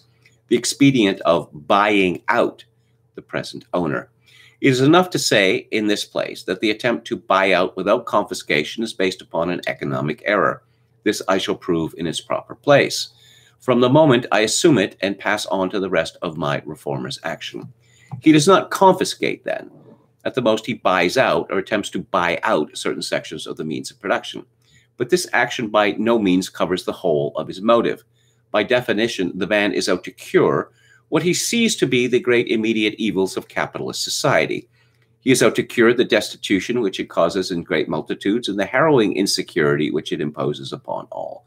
He is out to substitute for capitalist society a society in which all men shall be fed, clothed, housed, and in which men shall not live in perpetual jeopardy of their housing, clothing, and food. I'll have more from Hilaire Belloc's The Serval State next week on Monday.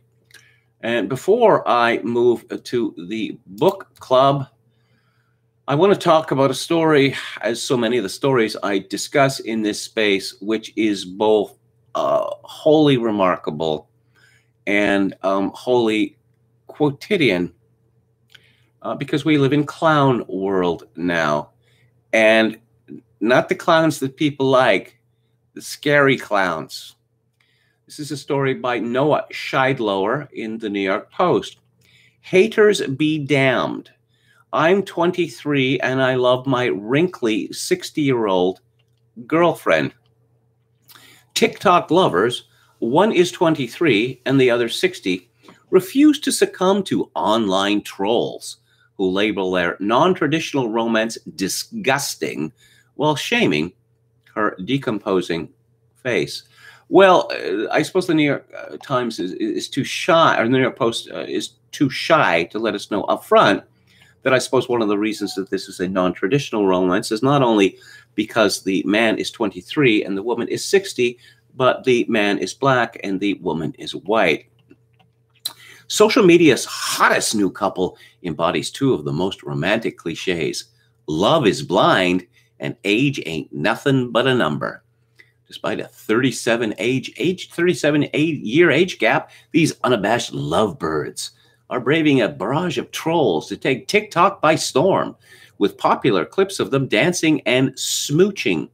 King, apparently that's a nickname, Quran, yes, Qurann 23, who goes by the TikTok username TTV Leo Love 3 shares frequent footage with his girlfriend Queen Cheryl, 60, who posts on the video streaming platform as Oliver6060. They're now viral videos, which regularly attract hundreds of thousands of viewers, often show them swaying to R&B songs or bopping to rap hits. Bopping? Do people still say that? They insist their love is genuine, and plenty of others think so too. Karan has 420,000 followers and over 6.8 million likes. But that hasn't stopped a horde of haters from passing judgment, with many branding their non-traditional TikTok affair disgusting and shaming wrinkly Cheryl's decomposing face, the London Sun first reported. One recent clip, watched a staggering 3.7 million times, sees the couple respond to the question, "Do your family approve y'all dating?" The devoted duo responded simply, "Yeah." Okay. I don't think they could ask Queen Cheryl's mother about this because she's almost certainly dead. Many people in the comments on their videos have left brutal remarks about the sincerity of their relationship. Some claim Karan must be with her because she's rich, while others have characterized him as a caretaker for a woman on the verge of death. In one response video that garnered 1.2 million likes, cruel comments ranged from "he be dating Prince Philip" to "she decomposing."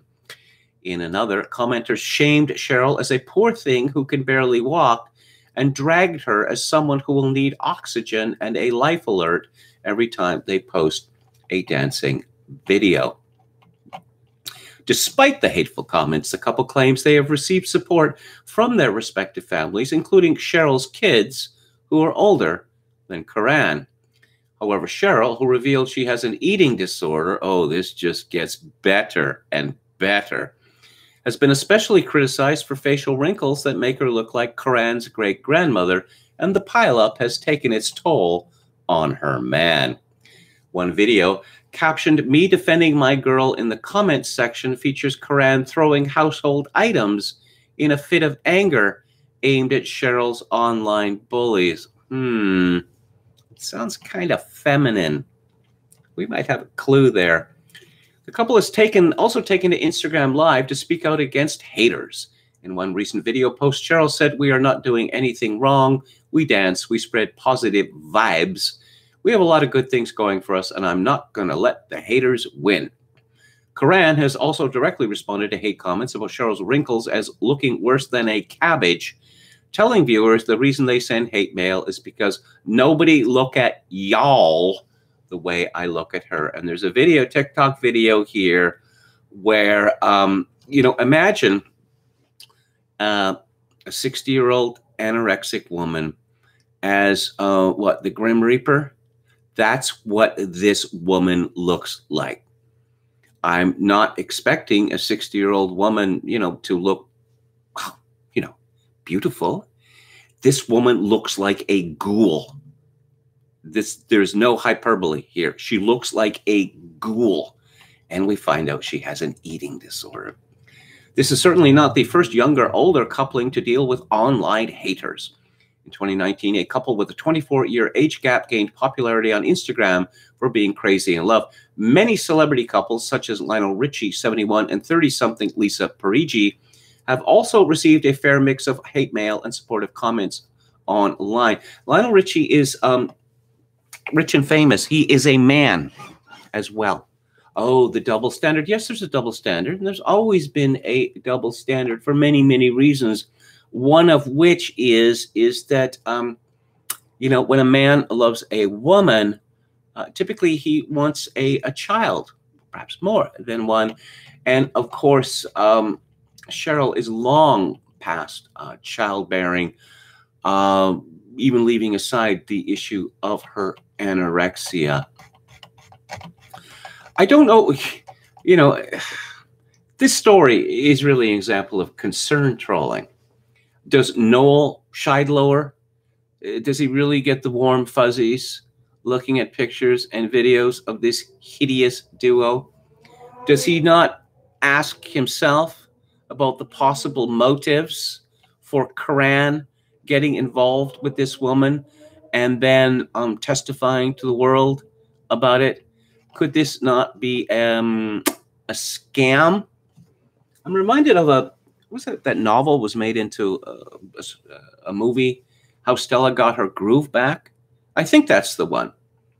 Burned out black woman goes to the Caribbean, meets some hunky young black man, many years her junior. Oh, true love comes about. And then afterwards, there are many such stories, but I believe it's this one, where afterward, the author discovers that he was a homosexual who merely wanted a green card and was, he was actually willing to fake it with a woman who disgusted him, for the pecuniary benefits. I'm not saying that is so in this case, but obviously it comes to mind. It's just, well, I guess it's a good segue to a discussion of Rush's American Pilgrim, how everything in not just the United States, but in the West or the Anglosphere seems to be designed or brought about in order to disgust us. Let's look at the chat. 40-year-old woman and 20-year-old man says, yo, mama. Joe Ken 66 says, absolutely haram, Mr. Quran. Polygon says, a lot of problems in 2021 could be solved by people following that Tyler, the Creator tweet from 2012. Cyberbullying isn't real. Yes, he used a word we're not supposed to use. Just close your eyes. Well, yes, of course, this is absolutely true. When I hear what teenage girls or women in their 20s, 30s, 40s, 50s, 60s are acting like teenage girls, saying that, the trolls and the haters, what exactly do you need social media for? Now, it's obviously for people in journalism, this is absolutely essential. And their employers make this clear to them. You have to promote your brand. So, do all this stuff for free on Twitter and Facebook and elsewhere. You have got to do it. If you're some teenage girl, you can always set your Twitter page or your Facebook page private, But then, of course, it would need to be explained to these women that if you are going to, for instance, publish photographs of yourself and saying, aren't I cute? Aren't I sexy? That some people are going to respond, no. They're also going to say things like, why are you doing this? Why are you so thirsty? Why are you such an attention whore? Oh my God, I had no idea this was coming. Really? You didn't stop to think for a moment about that? Okay. What are the odds the femoid is uber wealthy? Says Polygons. Yeah, I don't know. I came up with a thought experiment at the time that Tom Arnold married Roseanne Barr. Now, under California divorce law, that the other spouse gets 50% of the earnings during the time that they were married. So, estimating Roseanne Barr's earnings over the years that she was married to Tom Arnold, and, after taxes, cutting them in half, would you do it? And I thought about it. Nope, not going to do it. I'm not going to do it. Roulette Crack says, I wonder if Roosh will appear in the chat for his book review. Are you out there, Rooshie? What SD song is that from? SD? Oh, Steely Dan. See the Glory of the Royal Scam by the Blackened Wall. He does it. Is it wrong to feel relieved that I will almost certainly not be bringing children into this madness? Well, it's sad. Polygon says, I hope Landry brings back Why America Weekly. What a comfy podcast. I actually tricked a mouth-breathing lib into listening to it because I told them it was a new show on NBR. I've had some conversations with Ryan Landry. And I gather he gave all that up. He had a very funny Twitter feed, and he had the podcast that he's more interested in group efforts now rather than single person efforts. And there's a lot to that, I think. So on to the book club. Sadly, I'm not going to be talking about Billie Eilish and how her record flopped because, I don't know, she's too sexy now and she's not supposed to be sexy. She's supposed to be gloomy. But let's talk about a book published this year by Roosh. And his full name is Dariush Velizadeh. Yes, and known as Roosh or Roosh 5. And I can't say that I knew very much about this fellow. I knew a little bit about the PUA movement. I mean, it would, if you're online, it would be difficult not to know something about the PUA movement. Just to make it clear, I was never, a member of any of these groups or an adherent. I will say, though, a lot of what the PUA said was the kind of things that your father might have told you when you were growing up, except that fathers don't seem to be particularly interested in their sons' lives anymore, or perhaps for various reasons they are prevented from exercising much influence on their sons' lives. For instance, showering a woman that you desire with praise, gifts, attention, favors, that's a very silly thing to do. Because one, it makes you look like a sucker. And two, it eliminates all of the mystery about you. And women are attracted to mystery just as cats are. Actually, female and feline behavior, there's a lot in common between the two. But no, the thing that disturbed me about the PUA culture is that much of it seemed to derive from an actual hatred of women. That, feminism has made women into bitches, and so therefore I'm going to master this technique to punish them with my dick. And of course, Roosh goes into this at considerable length in his book, that it becomes a sort of a self-reinforcing cycle of loathing. That, these women have sex with me because they're sluts, and I want to have sex with a woman who's not a slut. Oh, so you want to live risk some sort of traditional arrangement? Yeah, I don't know about that. And it leads to the question, well, what kind of man am I that I have sex with sluts on a regular basis? And it often leads to burnout and despair, as it did in Roosh's case. If you go to the final chapter of his book, which is a reproduction of speech, like a stump speech, you will find his hilarious discussion of what happened to him in Canada. And this country is just so feminized and hysterical that the existence of this fellow sent the elite of my country into a tizzy. Let's see what Wikipedia has to say about this. In 2015, Roosh scheduled speeches to take place in Montreal on August 8th and Toronto on August 15th.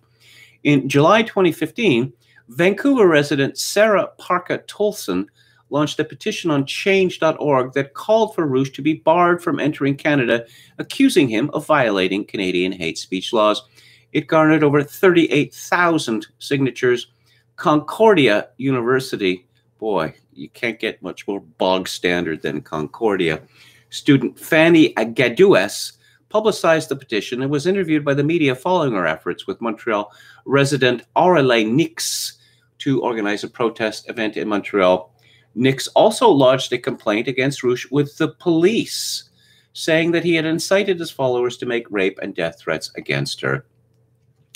Quebec member of the National Assembly, Carole Poirier, called on Stéphanie Vallée, Quebec Minister of Justice for Conditions for Women, to ban Rouche and his rhetoric from the province. Vallée responded by condemning Rouche's statements, but declined to make further comments regarding whether he should be denied entry into Canada. Reportedly, in response to the negative publicity and threat of protest, the Hotel Omni Montreal, where the speech had been scheduled to be held, canceled the event.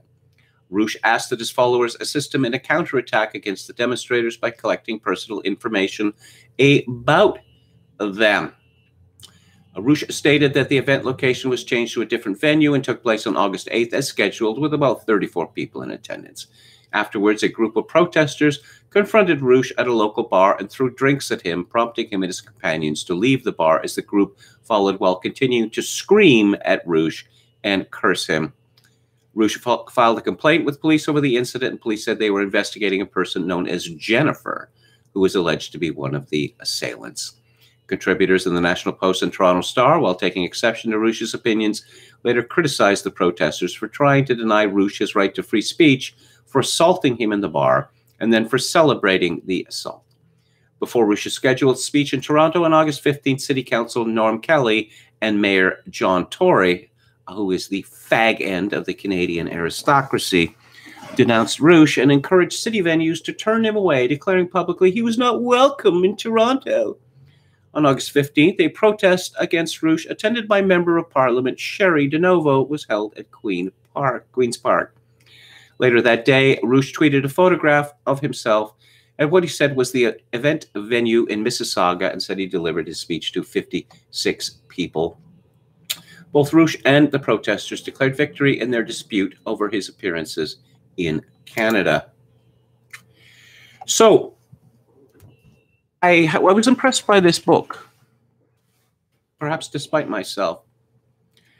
Rouche's sister died of cancer a couple of years ago, and he explains in the book that this event, his sister was successfully treated for cancer, and then it came back, and the doctors made clear, they wanted to make her comfortable. In other words, she was going to die. And this coincided with a feeling that his career of seeking to bang as many, decent-looking women as possible and then write about it in as many countries as possible was proving to be unavailing, which led to a religious conversion. Now, I'm very suspicious of this kind of memoir that Rouche has written. You know, there are many such volumes. It's not really a memoir. It is a travelogue. It is essentially a series of diary pieces, which means that there is a lot of repetition in it. I suppose it would have been possible for him to have crafted a shorter, more unified and thematic work. But no, he makes no bones about it. It is a travelogue, and it is a record of a journey that he took, pretty much circumnavigating the United States of America, where he traveled 17,000 miles. And going back to what I was saying earlier, you know, St. Paul, after his Damascene conversion, was silent for 17 years. Now, I'm not saying that Rouche should have been silent for 17 years, but the publication of a book such as this so shortly after his notoriety as, PUA internationalists, it smacks of cashing in, and it smacks of, I was right then and I am right now. Now, to Rush's credit, he deleted a couple of years ago all of his Bang books. They're no longer available to sell because he feels ashamed for the advice that he had given men and for the lifestyle and worldview that he had extolled. One of the things that struck me very strongly about American Pilgrim is that Rush comes across as a stranger in his own country. Perhaps that is because of the so many years that he spent living outside the United States. Well, 5 years in Poland, and all the time that he spent in South America and all manner of other places. But I think for the most part, it has to do with the fact that both of his parents were from immigrants. One of his mother is Armenian and his father Iranian.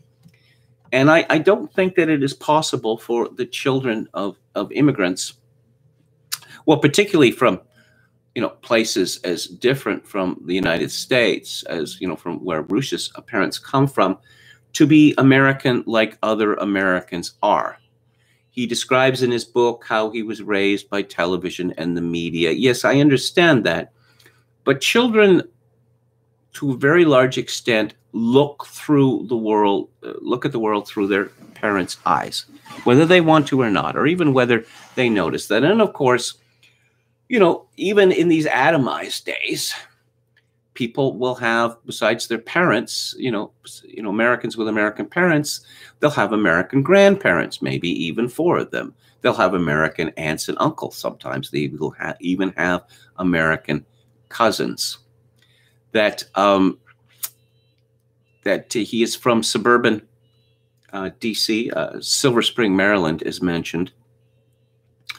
And, I know that a lot of Americans who live in, the corridor, the Acela corridor, look down at the rest of the United States. But again, there's a feeling of, of Rush being an alien in America.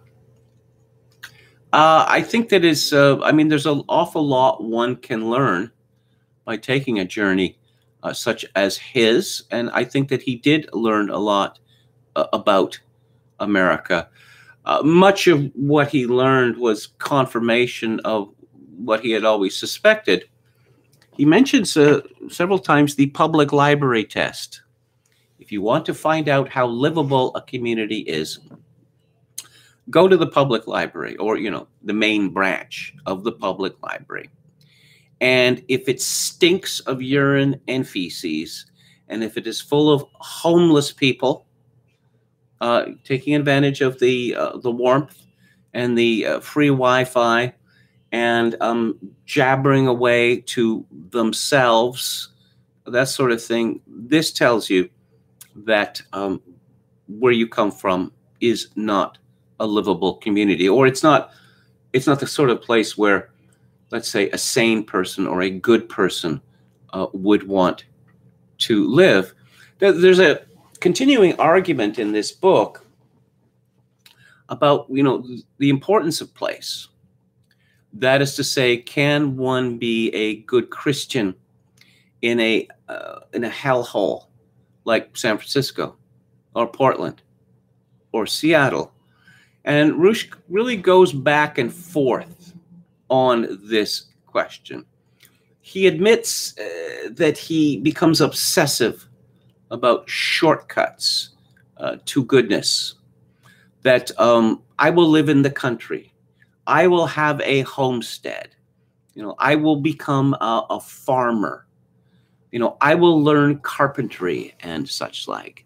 I will get an ATV, or at least a, 4-wheel drive vehicle. And he's quite honest about these obsessions, the amount of time that he spends researching things. And he talks to people throughout the book, mainly Orthodox clerics, but he also talks to people who have come to the events that he stages, which funded his pilgrimage throughout the United States. And, one of the best piece of advice that Roosh gives is that you can't do this on your own, or it's a bad idea to do it on your own. You need leaders, you need priests to guide you. Of course, most priests in the United States are absolutely worthless, but there are good ones, and it's possible, to seek them out and to take their counsel. It is. I am impressed by the fact that Roosh has not, like so many others, effectively founded his own religion. There is a nice chapter on Joel Osteen and the megachurch. He seems to have had no strong opinions about Joel Osteen and the megachurch beforehand, which was a little bit of a surprise to me. He describes a typical worship service, or whatever they call it. He said the church itself did not indicate that it was Christian. There were no crosses, icons, or paintings depicting Jesus. There was no imagery depicting scenes from the Bible. The only pictures were of Joel and his wife. If an alien attended the service, it would assume that Joel was God and people came to the gigantic building to worship him. If someone wanted to create a holy altar in a hurry, they could find more useful items in my travel bag, 2 icons and 2 crosses, than in Joel's stadium. He talks about the obsession with money and how sending Joel money is stretching your faith, as Joel put it, a euphemism for stretching your wallet.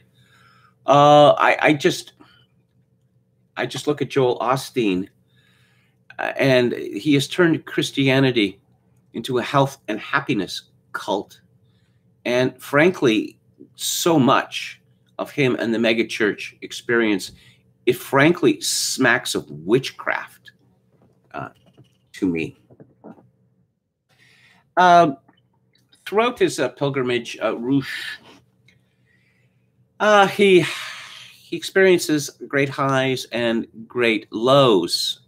He also mentions several physical ailments, including a skin disease, I don't know, bed bugs, scabies, something or other, and suggesting, I don't know, the boils of Job, as well as a heart condition. It all sounds very distressing. Of course, his program, driving 17,000 miles, stopping, starting, working 7 days a week. It's also a little surprising that it's only near the end of his travelogue that he resolves to observe the Lord's Day. But of course, here he is, preaching to people. And is he a fit person to preach to them? Now, he makes it clear that his advice is there is no one answer for all people. Well, there is one answer, Jesus Christ, but how people come to Jesus Christ is another thing. And he takes great pains to avoid disputes, denominational disputes, except he belonged to the Armenian Orthodox Church, which is schismatic, and which led at one point for him not being allowed essentially into a Russian Orthodox Church, a Greek Orthodox Church. And he describes his irritation with the Greek Orthodox in the belief that what he sees as a snooty belief that they are superior to all the other Orthodox churches, that they are the real Orthodox. But the reasons for his non-admission into the main part of the church, this Greek Orthodox Church, it makes perfect sense to me. We find out after this book was published, according to Wikipedia, on May the 1st of this year, Roosh was baptized into the Russian Orthodox Church outside of Russia at Jordanville Seminary in Jordanville, New York. It seems that Rush and I have a lot in common. Let's start with hatred of tattoos. It is difficult for me to describe how horrifying I find tattoos. Well, a man, my father had a tattoo. He had one tattoo on his arm with a woman's name on it. If you served in the military, sure, you can get a tattoo. I suppose if you were in prison, then you get tattoos because that's the culture.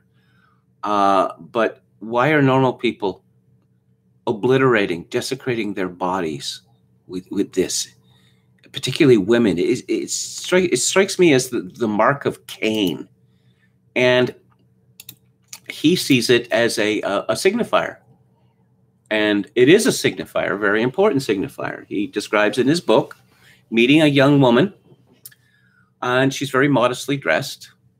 And he doesn't want to see women who are not modestly dressed because it induces in him sexual desire for fornication.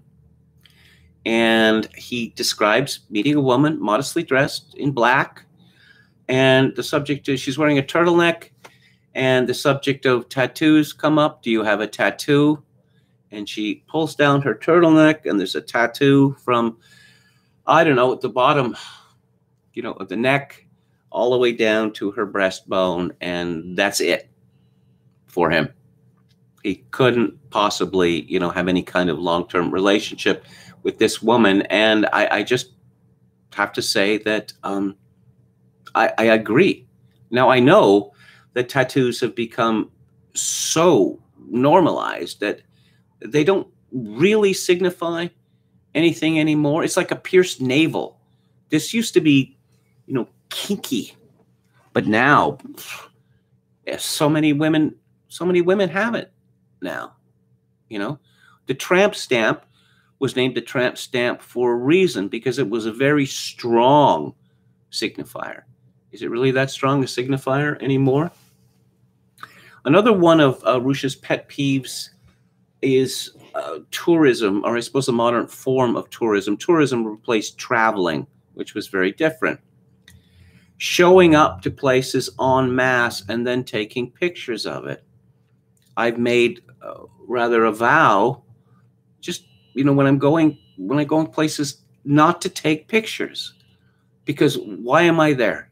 Am I there to enjoy the experience of being in a particular time at a particular place and feeling perhaps something, or am I there to make a record of it so that I could point and say, yeah, you see, I was there? Even worse, taking selfies of oneself. I know that I thought myself, oh, I rather regret that I went to these places and I never got pictures of them. There are pictures of every significant place in the world on Google Image. Many, many of them. And in fact, you can, go onto Google Maps and, oh yeah, that neighborhood I passed through. Well, unless it's a exceedingly tiny village, you can find pictures of that too. So there's really no excuse. So I very much agree with Rush about that. Also, noise in public places, of people talking loudly. I don't know, in an attempt to impress each other. The up-talking that people engage in now. The idea that, that silences are unbearable. If you go to some natural beauty spot in order to enjoy the natural beauty, why do you need to keep talking? I had to also gay pride flags. And I burst out laughing at one point in the book because Rush describes going to a place with gay pride parade flags everywhere. And that's one of the binary divisions in the book. You go to a place where there's no gay pride flags or stickers. That's a good place compared to, places where they're ubiquitous. But he comes across the crosswalk painted with the pride colors, and he said that he refused to step on them. And I laughed because ever since one was put in Victoria, what, 5, 7, 8 years ago, I refused to set foot on it. And in fact, I go further than that. I walk just on the other side, and I make the "Go away, vampires" cross. Because it's not, it's not as if, I fear that I can become infected by walking on the sidewalk. But, as they say about COVID-19, you can never be too careful. I guess one recurring theme in this book is that places that were once good places to live have been ruined by the pause. And that, and again, it's funny that so many of the things that he talks about in this travelogue are things that you will have heard me talk about on this live stream. Frequently obsessions of mine. That people, having wrecked places like California, decide that they're going to move out. Oh, California's unlivable now. So we're going to make Utah, Salt Lake City, unlivable. We're going to make Colorado unlivable. We're going to make Texas unlivable. The dog returneth to its vomit as a fool returns to his folly, as the good book says. I have to admire Rush's honesty, often kind of brutal honesty. The things that he confesses to in this travelogue, not of his previous life, but of the temptations and the difficulty that he has with being around attractive women, or let's say slutty women, for want of a better term. It really is embarrassing. It's one thing to draw a line under one's life and say, I used to be this horrible person, but I'm not anymore. But the bad person doesn't go away because you say, begone, bad person. So again, this is a brave book. I'm really impressed of the kind of connection that he made, that he has made with so many people, that people would pay hundreds of dollars to drive out to some place to meet with him and listen to him speak, and then afterwards have some food and whatever. It's I hesitate to use this term, virtual community, but of course that's a big problem that people like Rush have, is who is it that they know? Who is it that they know? It is difficult to build a stable life without, what they call, IRL connections. It's all very well to talk to people on the internet and listen to podcasts and YouTube videos or whatever, but it's not the same as, people in the flesh. Now, Rush had a disastrous experience moving to the panhandle of West Virginia.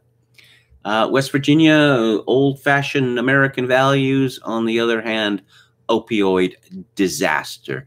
And it turns out he was a secondhand victim of opioid disaster because he bought a modest little house which stank and stank and stank. And despite ameliorative efforts, it continued to stink. And then he finds out that it was a crack house.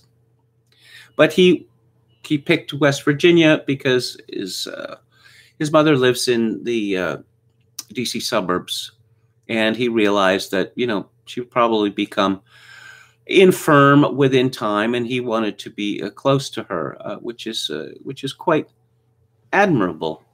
All of this talk of moving to other places in the United States. I mean, you can't walk away. I mean, he talks about going to foreign countries, and people, oh, I'm going to go to the Ukraine and find a wife. Oh, and she's not going to be a gold digger. She's not going to be a fraud, is she? Oh, no, I'll find one that isn't. you know. And this is a bad idea. This is a bad idea. Because what are you going to do? Are you going to move the Ukraine and leave your family and your culture behind? Or are you going to expect her to leave her culture and family behind and come to America? How often does this work out? And similarly, even within America, he describes the phenomenon where people move to the big city or even the big regional city because they're ashamed of being Hicks. All of the access, to the hot eating places and drinking places and nightclubs and the hot men and women. And, people are willing to surrender their lives for this sort of thing. Roosh describes American culture as a trick or a psyop by which people are, they trade their birthright for a mess of pottage, again, from the Old Testament. And it's a hollow way to live. And Roosh is convinced that the purpose of this is to keep people from Christ. And I think there's an enormous amount of truth in that. There is talk about Pizzagate and adrenochrome and the like, and I could have done without that, particularly adrenochrome. But significant, even if this is complete nonsense, and I don't think that Pizzagate is complete nonsense, when you look at the kind of people, the perverts, like James Alefantis, who somehow become influential with, him talking about, lusting after babies. What kind of society would allow such a man to go through life, unmolested? I mean, physically unmolested. But, what's significant to me is an increasing number of people believe this. And, when I read of people in the military or ex-military, so many of them believing this, well, that tells me a lot. That tells me a lot about the America that exists today and where America might be going. At the end, Roosh comes to the conclusion that so much of what he had said, even within Travelong itself, was the result of satanic pride, and that constantly talking about the wickedness of the unique wickedness of America in, say, the year 2020, it does not avail, because as one Orthodox cleric tells him quite rightly, that the world has always been wicked. But there are some who've been, able, for the most part, to resist the wickedness. To blackpill in this regard, it drives people from Jesus Christ. A lot of people ask the question whether they thought that, I have to say, he uses this term custody of the eyes a lot, which is an excellent term. And I wonder where he got it from, because I had known it as it's a thing that Catholics used to say. Now, Protestants certainly never said it. And I suspect that the Orthodox got it from the Catholics. But it's an excellent expression, and it is also an excellent praxis. People ask the question whether they thought that Roosh's conversion was sincere. Having read American Pilgrim, I conclude that it is sincere, and I wish him well, and God bless him on his continued journey to become closer to our Lord.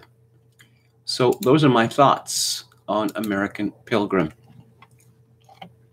Final look at the chat. Roulette Crack says, story as old as time. It's just in a different guise now. That's why God's law and natural law are eternal truth. Everything else is bupkis. Kevin, she looks like the hotel hag from The Shining. Yes, says Anran. Yes. That was in the back of the mind when I looked at the picture. Oh, thank you. Thank you for that. Sultanov says, rabbis say, guard your eyes. And let's see. Pizzagate is a thing, confirmed in my mind, says Don Wellis. Well, no, I mean, it's a question of degree. You know, we learned about the Podesta brothers and their art and Comet Ping Pong. And what was worse, well, people like David Frum jumping to the defense of Elephantis and said he took, what, one of his children there? You're going to take your child to the dungeon? Why would you do that? Didn't you read about, you know, what this place looks like and who goes there? Oh, no, but you see, the wrong people are attacking James Elephantis. This is a man who made Instagram comments and posted pictures of children, young children who looked as if they were being bound and tortured, who expressed sexual interest in babies. You know, I suppose nothing is beyond the pale anymore. Star Rover says Ukrainian women are like American women were before women's lib. You need to move to Ukraine because after a few years in the U.S., they become like U.S. women with path to citizenship can dump you. That's true. There was a famous case in Canada. It could have been the Ukraine of, Joe Clark, foreign affairs minister. He got involved with this struggle so that this woman could come to Canada to, you know, be with her husband. And not that long after, they're letting her go to Canada. What a lovely story. Not all that long, she broke off with her husband, accused him of physical and mental abuse, and said that she was divorcing him. And I thought, I'm not interested in this. You know, I'm well out of the game in every respect. But it's always Ukraine, Ukraine, Ukraine. I thought, what about Belarus? I suspect that the women in Belarus are just as good looking as they are in the Ukraine, but you never hear about them. Roulette Crack says, I left my culture behind, or absence of it. David the Gnome says, I have enjoyed following Rush's journey. But Consultanov says, people are nasty everywhere. Well, there are degrees. There are degrees, you know. That Rush mentions in his book that people in the South, both white and black, seem much politer and better mannered than they are elsewhere in the United States. And of course, I have heard this from people of all walks of life over many years. So, you know, I mean, some places are, you know, relatively better than others.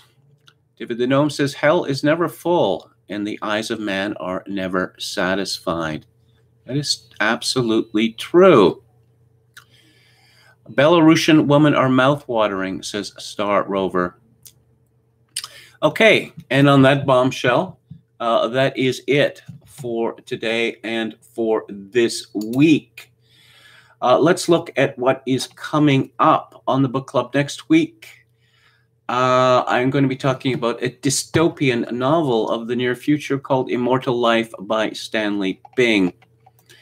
And on Theater Thursday, I'm going to be discussing Kent Jones's 2015 documentary, Hitchcock Truffaut, which is about the director, Francois Truffaut, asking a lot of questions of Alfred Hitchcock about how exactly he made his films.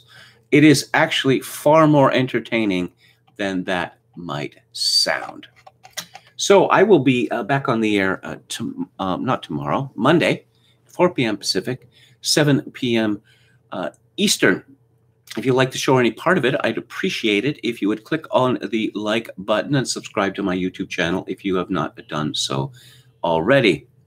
I would like to thank the people who have contributed to the live stream, not just in the last few days, but in the last few months.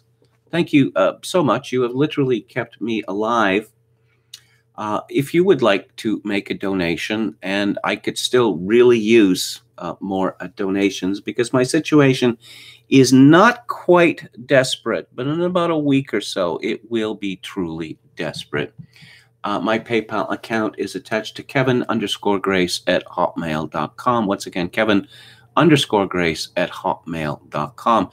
If you are in Canada, You can make a donation directly to the live stream via Interac at kevingrace@shaw.ca. And as always, I leave you with this. In these days of social atomization and civilizational collapse, I do dearly wish that you, my dear viewers and listeners, manage to forge a genuine human connection in order to ease the burden. Good night.